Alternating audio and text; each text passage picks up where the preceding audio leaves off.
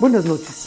Pues aprovechando la libertad de expresión que se da en este noticiero, aquí en 21 Noticias y en este canal 21, parte de la nueva televisión pública de México, hoy hablaremos de un tema controversial. Ni más ni menos que de la guerra ideológica. La guerra ideológica que sí se lleva a cabo en nuestro país. Una guerra que pretende generar un clima de tensión, que pretende generar la ingobernabilidad. Esta guerra, este patrón de violencia, se ha realizado en distintos países a lo largo ya de varios años.